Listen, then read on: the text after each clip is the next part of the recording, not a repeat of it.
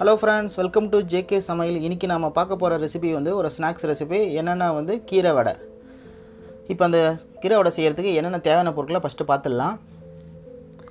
200 gram உளுத்தம் பருப்பு, 50 gram கடலை பருப்பு. இந்த ரெண்டு பருப்புமே வந்து 2 மணி நேரத்துக்கு முன்னாடி தண்ணியில் ஊற வச்சிருந்தேன். இது 200 கிராம் உளுத்தம் பருப்பு, 50 கிராம் கடலை பருப்பு. இந்த கீரை வடை செய்கிறதுக்கு நான் வந்து சிறுகீரை வந்து ஒரு கட்டு எடுத்திருக்கேன். ஒரு கட்டு கீரையை வந்து நல்லா க்ளீன் பண்ணிவிட்டு பொடியாக கட் பண்ணி வச்சுருக்கேன். நீங்கள் வந்து கீரை வடை செய்கிறதுக்கு வந்து சிறுகீரையோ இல்லைனா அரைக்கீரையோ இல்லைனா தண்டுக்கீரை இல்லைனா இந்த முருங்கைக்கீரை கூட எடுத்துக்கலாம். எந்த கீரையை எடுத்துக்கினாலும் நல்லா சின்னதாக இந்தமாதிரி நல்லா பொடியாக கட் பண்ணி எடுத்துக்கணும் கீரையை. இது வந்து ஒரு கட்டு கீரை. மீடியம் சைஸ் வெங்காயம் 2 நம்பரு, 2 பச்சை மிளகா நல்லா சின்னதாக கட் பண்ணிக்கோங்க. வாசனைக்காக புதினா இலை வந்து கொஞ்சமாக எடுத்துக்கோங்க. இஞ்சி வந்து 1 டேபிள் ஸ்பூன் அளவுக்கு சின்னதாக பொடியாக கட் பண்ணி வச்சுருக்கேன்.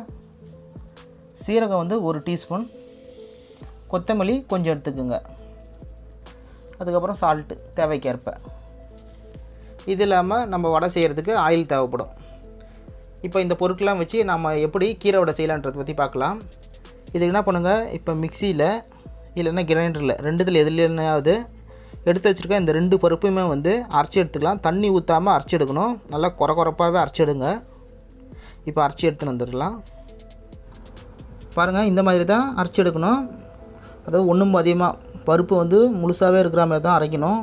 நல்லா குறப்பாகவே பாருங்கள், முழுசாகவே பருப்புலாம் இருக்குது பாருங்கள். இந்த மாதிரி தான் அரைச்சி எடுக்கணும். இது உளுத்தம் பருப்பு. அதே போல் வந்து கடலை பருப்பு, இதுவும் பாருங்கள் ஒன்றும் அதிகமாக தான் அரைச்சிருக்கேன். முழுசாகவே இருக்குது பாருங்கள் பருப்புலாம்.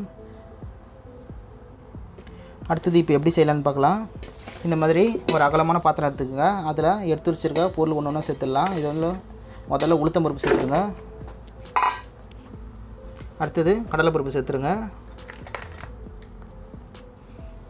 அடுத்தது பொடியாக கட் பண்ணி வச்சுருக்கேன் இந்த சிறுகீரையை சேர்த்துடலாம்.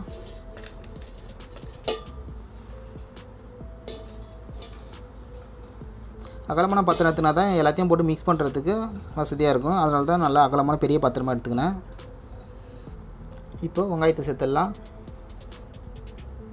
பச்சை மிளகா,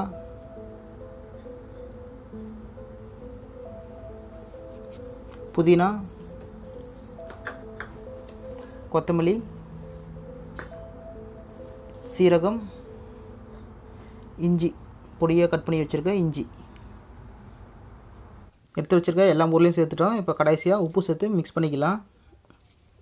உப்பு நான் முதல்ல 1 டீஸ்பூன் சேர்த்துக்கிறேன். எல்லாத்தையும் மிக்ஸ் பண்ணதுக்கப்புறம் தேவைக்கு பார்த்துட்டு வேணும்னா திரும்ப சேர்த்துக்கலாம். நீங்கள் தேவையான அளவுக்கு உப்பு சேர்த்துக்குங்க. நான் வந்து 1 ஸ்பூன் சேர்க்குறேன். இப்போ எல்லாத்தையும் நல்லா கலந்து மிக்ஸ் பண்ணிவிடுங்க.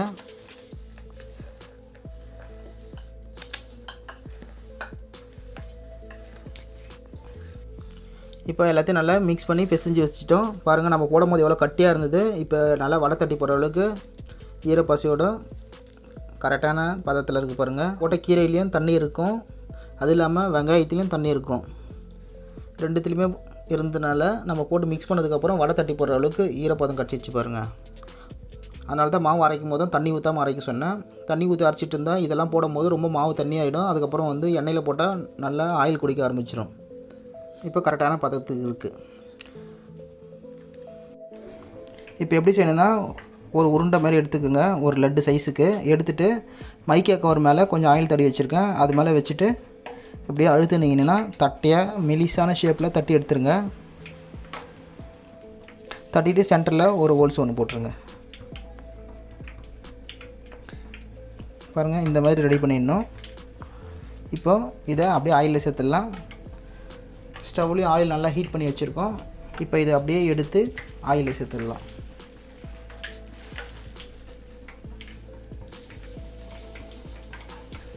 வடை வந்து நல்லா 2 பக்கமும் வந்து நல்லா கோல்டன் ப்ரௌன் கலர் வர வரைக்கும் ஃப்ரை பண்ணி எடுக்கணும்.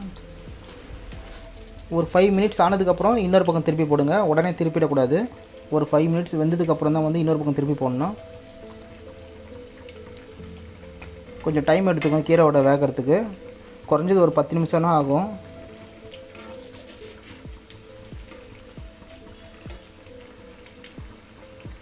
செய்யும் போது அதிகமான தீயிலே ஸ்டவ் வச்சுக்கோங்க. பாருங்கள், இந்த அளவுக்கு கலர் வரணும், நல்லா கோல்டன் ப்ரௌன் கலரில். இப்போ வடை ரெடி ஆகிடுச்சு. இப்போ ஆயில் இருக்கிற வடையை வெளியே எடுத்துடலாம்.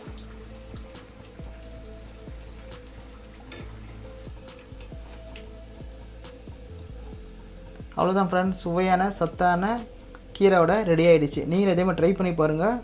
உங்களுக்கும் இந்த வடையோட டேஸ்ட் ரொம்ப பிடிக்கும். இந்த ரெசிபி பிடிச்சிருந்தா இந்த ரெசிபியை லைக் பண்ணிவிட்டு ஷேர் பண்ணிவிடுங்க.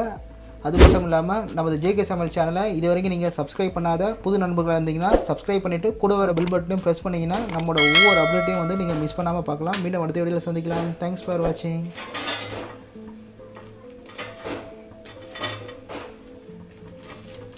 இப்போ இதே போல் மீதம் இருக்கிற மாவுலையும் செஞ்சு எடுத்துடலாம்.